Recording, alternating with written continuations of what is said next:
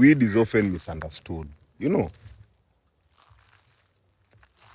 it is seen merely as a recreational drug, a vice, or even an escape. You know, but beyond the smoke and stereotype lies something far more profound, a psychological mirror.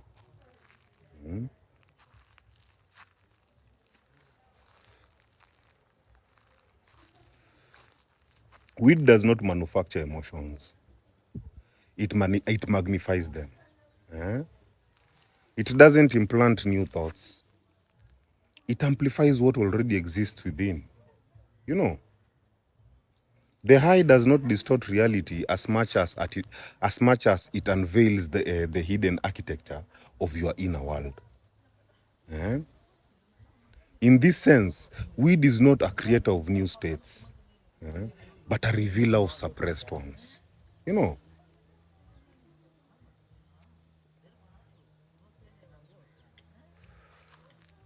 when someone smokes weed, what they experience is not universal. It is personal, deeply personal. The anxious feel paranoia because their fear of losing control or even being exposed becomes magnified. As for the thinker drifts into deep meditation because their natural inclination towards introspection expands. As for the joyful, the joyful erupts in laughter because their inner freedom temporarily becomes unchained.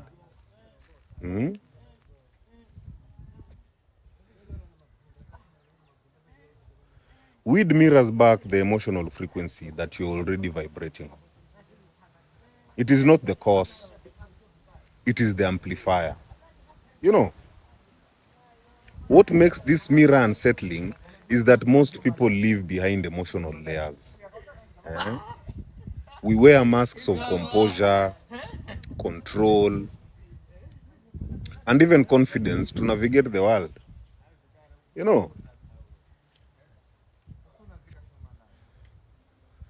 weed strips those away, even if only for a short while. It quiets the analytical mind.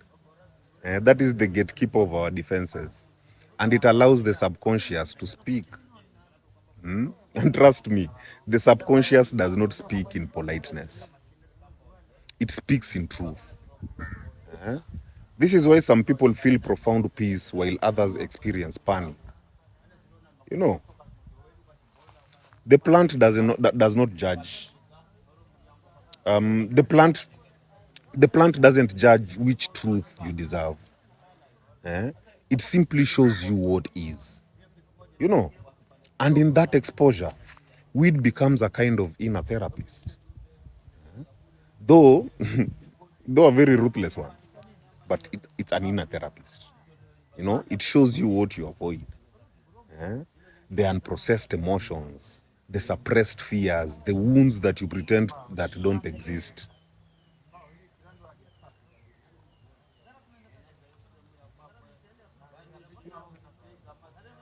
You know, and the funny thing is, all that rise to the surface at the same time. You might suddenly feel sadness that you can't even explain. You might feel some joy without even reason, or even insight without effort. And it just keeps on flowing.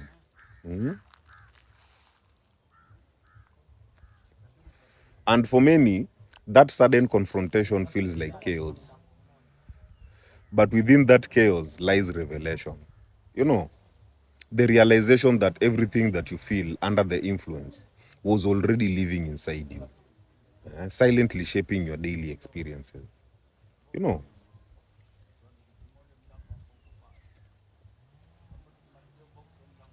psychologically,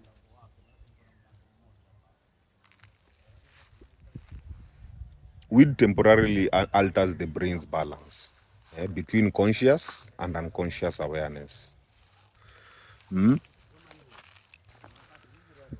It reduces inhibition in the prefrontal cortex and activates associative networks in the limbic system, you know, where emotion and memory intertwine.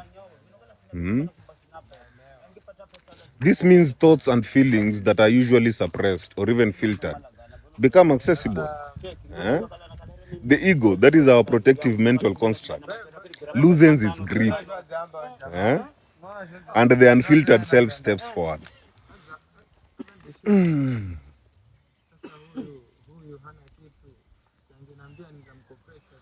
This is why weed can feel healing to some and horrifying to others. It is not the plant that is good or bad. Nope. It is the readiness of the user to face themselves. You know, if your inner world is in chaos, then the amplification will feel chaotic. If you are grounded, and if you are grounded and aware that is, then the experience becomes expansive and enlightening. You know,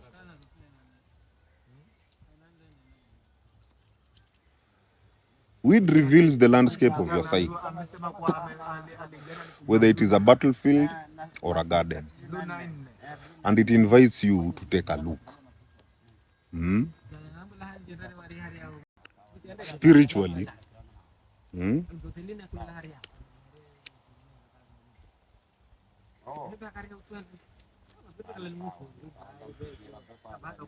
weed acts as a plant teacher, a portal to inner truth.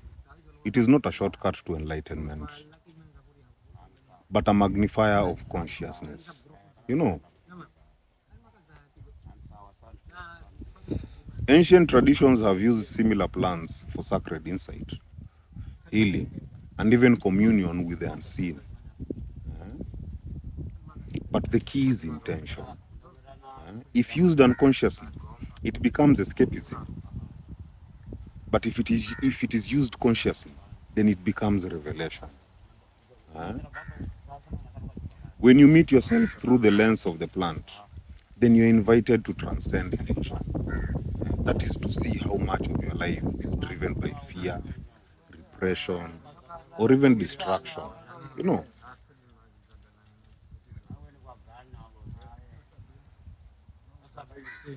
weed dissolves the ego's borders momentarily, allowing you to sense your essence beyond identity. But such freedom can be terrifying for those unprepared, because it exposes not just the beauty, but also the shadow. And spiritual growth always begins with shadow work. You know, in short, weed doesn't change you. It reveals you. It magnifies the energy you bring to it and reflects the truths that you have buried. For the thinkers had said, it's insight. For the fearful, it is exposure. And for the joyful, it is bliss.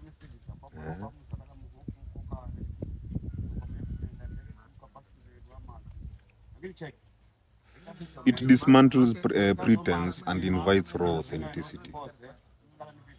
But this revelation is a double-edged gift. It can liberate or overwhelm depending on your readiness to face yourself. You know, the plant itself is neutral. Your intention defines its power. In every high is a mirror. And the courage to look into it determines whether you evolve or you escape. My people, heal. Heal.